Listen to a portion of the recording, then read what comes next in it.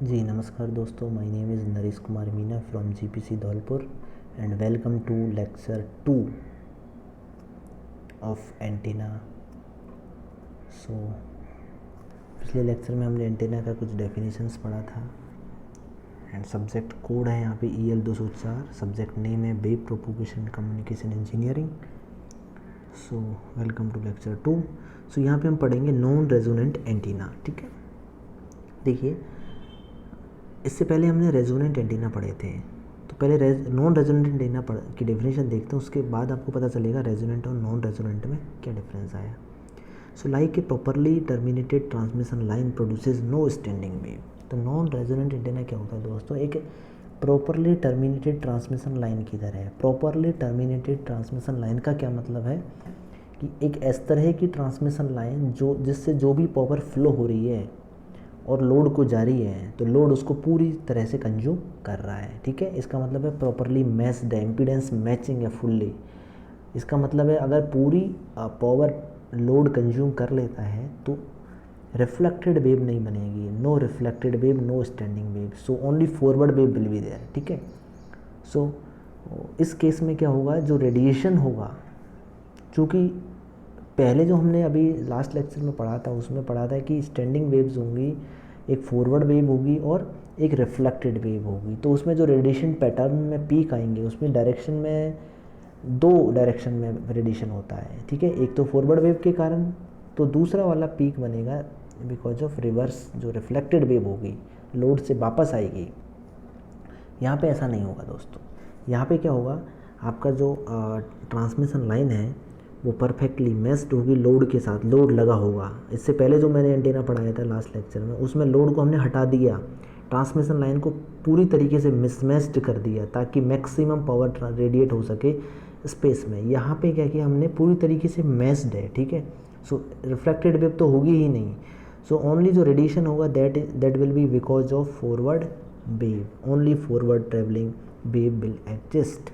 ठीक है, सो यहाँ पे मैंने ये माना कि ये आपका कोई एंटीना है, इधर लोड है, ये सोर्स है।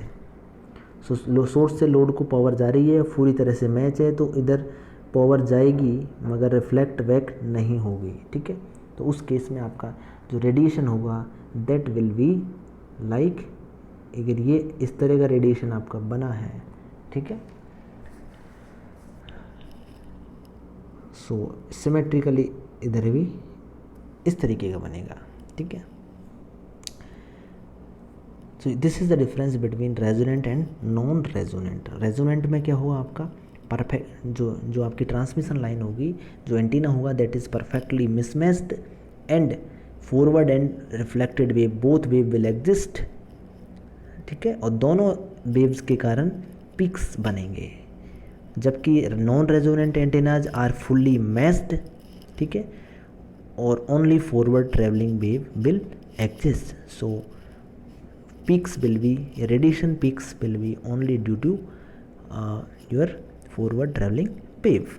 ये थोड़ा सा बेसिक डिफरेंस है जो आपको समझने की ज़रूरत है। आगे देखिए टर्म्स एंड डेफिनेशन। जो एंटेना में जो टर्म्स एंड डेफिनेशन से यूज़ की जाती हैं दोस्तों, उनके बारे में थोड़ा पढ़ेंगे। So first thing is directive gain. तो डायरेक्टिव गेन क्या होता है, देखिए, defined as the ratio of the power density in a particular direction of one antenna to the power density that would be radiated by an omni directional antenna, isotropic antenna. The power density of both type of antenna is measured eight a specific distance. देखिए, एक आपका isotropic antenna होता है जो कि omni directional होता है। कहने का मतलब वो सभी दिशाओं में बराबर रेडिएट करता है। ऐसा नहीं होता कि किसी पर्टिकुलर डायरेक्शन में ज़्यादा रेडिएशन कर रहा है और किसी पर्टिकुलर डायरेक्शन में, दूसरी पर्टिकुलर डायरेक्शन में कम रेडिएशन कर रहा है, ऐसा नहीं होता। आइसोट्रोपिक एंटीना एक आइडियल एंटीना है जो कि प्रैक्टिकली एग्जिस्ट नहीं करता है, मगर हम उसको मानते हैं। उससे कंपेयर करके हम दूसरे एंटीनाज का गेन निकालते हैं कि दूसरे एंटीनाज किसी पर्टिकुलर डायरेक्शन में आइसोट्रोपिक एंटेना से कितने ज़्यादा अच्छे हैं, कितने ज़्यादा बेकार हैं। ठीक है, सो देखिए, अगर डायरेक्टिव गेन निकालना है किसी एंटीना का तो देखेंगे एक पर्टिकुलर डायरेक्शन में आइसोट्रोपिक एंटीना ने जो पावर रेडिएट की उसकी डेंसिटी क्या थी, और उसी डायरेक्शन में हमारा जो प्रैक्टिकल जो एंटीना जो हमारा है उस एंटीना से अगर हम उसी डायरेक्शन में पावर रेडिएट करें और उसकी पावर डेंसिटी वहाँ उसी एक पर्टिकुलर डिस्टेंस पे मेजर करें, ठीक है। दोनों एंटीना के लिए समान दूरी पे चेक करेंगे, ठीक है, और उनका रेशो निकालेंगे। रेशो क्या होगा, your power density of your particular in ये particular direction of the one antenna, जो भी एंटीना है आपका उसका power density upon isotropic antenna का power density in a particular direction at a particular distance, ठीक है। दोनों के लिए डिस्टेंस सेम लेंगे, डायरेक्शन सेम लेंगे, ठीक है, दोनों की पावर डेंसिटी निकालेंगे, उनका रेशो लेंगे, ठीक है। और फिर हमने चेक करेंगे कि रेशो की वैल्यू क्या है, that will be called as directive gain of that particular antenna. जिस एंटीना के लिए हमने डायरेक्टिव गेन निकाल रहे हैं, आइसोट्रोपिक एंटीना के लिए नहीं, दूसरे एंटीना के लिए जिसके लिए निकाल रहे हैं, जिसके पावर डेंसिटी को हम ऊपर फॉर्मूले में ऊपर पुट कर रहे हैं, ठीक है। इसमें रेशो है ना, एक तो अपर पार्ट होगा, एक लोअर पार्ट जो है आपका।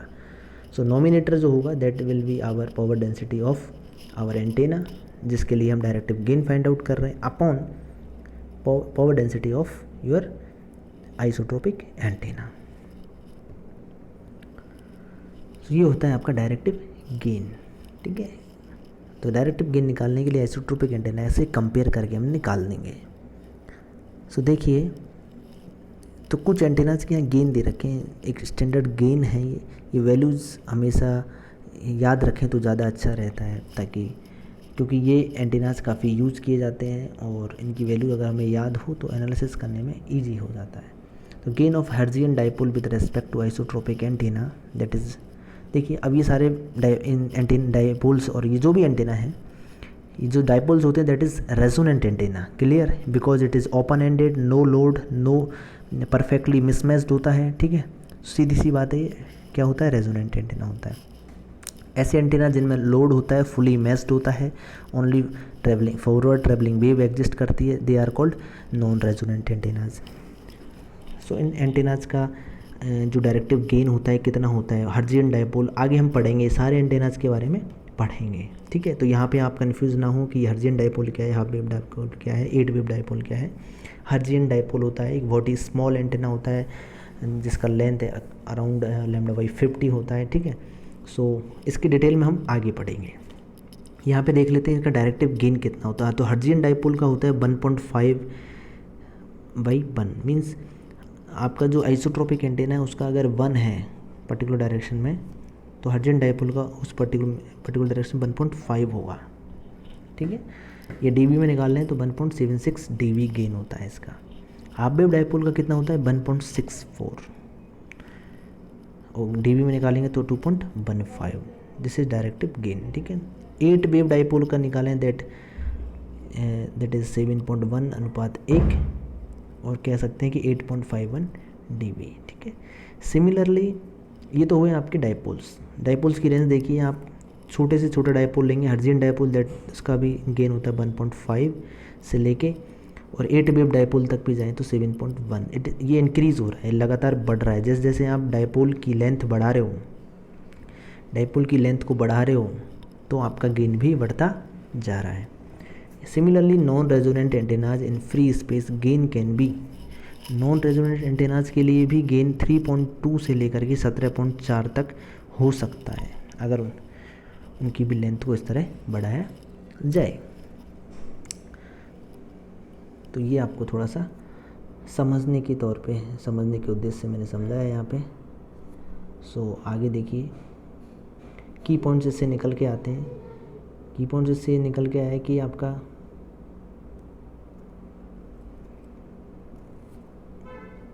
The longer the antenna the higher the directive gain, जितना ज़्यादा लंबा एंटीना होगा उतना ही ज़्यादा उसका गेन होगा। Non resonant antennas have higher directive gain than resonant antennas. जैसे हमने अभी देखा कि जो नॉन रेजोनेंट एंटीनाज होते हैं, ठीक है, रेजोनेंट एंटीनाज का गेन कितना था यहाँ पे 1.5 से लेके 7.1, जबकि नॉन रेजोनेंट का था 3.2 से 17.4, इसका मतलब है नॉन रेजोनेंट एंटेनास का ज़्यादा होता है, ये ध्यान रहे। और जितना ज़्यादा लंबा एंटेना होगा उतना ही ज़्यादा गेन होगा। एक टर्म आती है आगे, पावर गेन कितना है, ठीक है। एंटेना के लिए, किसी पर्टिकुलर एंटेना के लिए पावर गेन किस तरह से निकालते हैं, there is a comparison of the output power of an antenna in certain direction to that of the isotropic antenna, ठीक है। तो पावर गेन निकालने के लिए again the same, power gain निकालने के लिए उसका अपन 10 log 10 लेंगे, डीबी में निकालेंगे गेन, सीधी सी बात है। तो 10 log 10 लेंगे और P2 अपॉन P1, यहाँ पे P1 क्या है, power of the unidirectional antenna जिसके लिए निकाल रहे हैं, P2 is the power of the reference antenna. ये सिंपल सा फॉर्मूला है, इसमें पुट करके आप किसी भी एंटीना का जो है कि पावर गेन निकाल सकते हो। फील्ड इंटेंसिटी क्या है, देखिए, field intensity of an antenna radiation at a given point in space is equal to the amount of voltage induced in a wire antenna 1 meter long located at that given point, ठीक है। तो किसी भी antenna का अगर field intensity निकालना है हमको at a given point in the space, कि एक स्पेस में फील्ड इंटेंसिटी पर्टिकुलर पॉइंट पे कितनी है, तो 1 मीटर लॉन्ग, 1 मीटर का एक लंबा वायर लेंगे और देखेंगे कि उस पर कितना अमाउंट ऑफ वोल्टेज इंट्रोड्यूस हुआ है, उससे मेजर करके हम निकाल सकते हैं फील्ड इंटेंसिटी, ठीक है। उसके आगे एक टर्म आती है एंटीना रेजिस्टेंस। एंटीना का रेजिस्टेंस क्या होता है, ठीक है। एंटीना रेजिस्टेंस एक टर्म आती है, ठीक है। उसको हम रेडिएशन रेजिस्टेंस भी बोलते हैं कभी कभार। तो देखिए, radiation resistance is a hypothetical value which if replaced by an equivalent resistor would dissipate exactly the same amount of power that the antenna would radiate। देखो, कहने का मतलब ये है कि एंटेना को हमने इनपुट दिया और एंटेना ने उसे रेडिएट कर दिया स्पेस में, तो पावर डिलीवर हो गई, वहाँ से पावर आगे चली गई स्पेस में।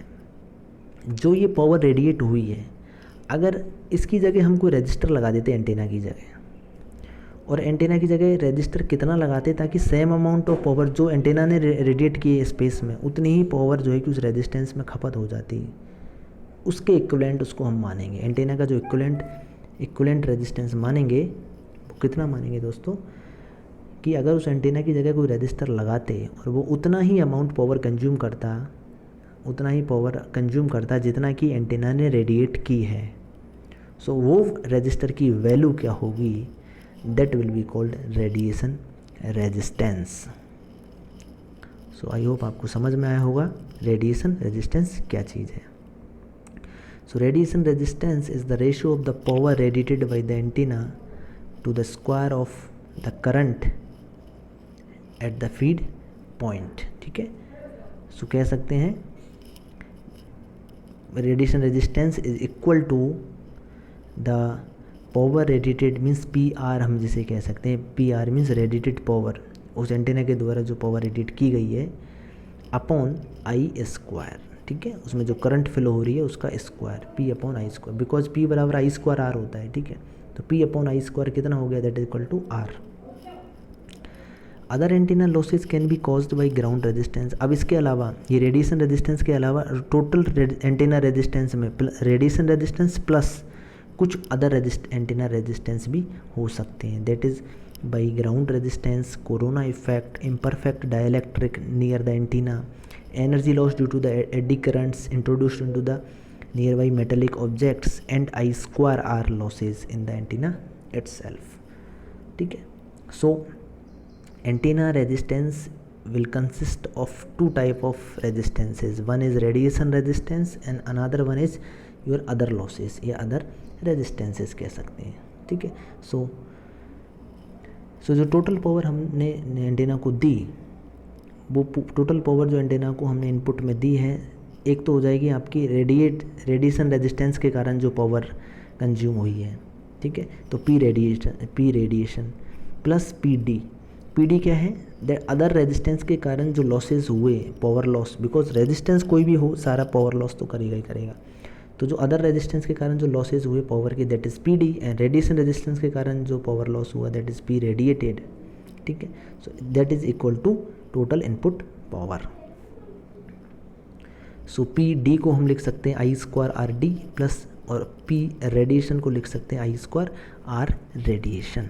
आर डी क्या है यहाँ पे, जो अदर लॉसेस, जो अदर रेजिस्टेंसेस थे वहाँ पे जिनके कारण लॉस हुआ पावर का, that is R D, and your R radiation is radiation resistance. ठीक है, सो इसमें हम टोटल इनपुट रेजिस्टेंस हम निकाल सकते हैं, एंटीना रेजिस्टेंस, जिसे हम बोलेंगे total antenna resistance R in equal to R D plus R radiation. So this is सबसे इम्पोर्टेंट चीज़ें हैं रेडिएशन रेजिस्टेंस, आर रेडिएशन, ठीक है, and R D is what your जो लॉसेस हैं, अदर लॉसेस, वो जो रेजिस्टेंस है अदर रेजिस्टेंसेस वो है। ठीक है, तो टोटल रेजिस्टेंस कितना हो गया आपका, total antenna resistance equal to R D plus R radiation. इसी फॉर्मूले से हम निकालेंगे एंटीना की इफिशियंसी, नेक्स्ट लेक्चर में देखेंगे। Thank you very much for watching, we will continue in the next lecture. Okay.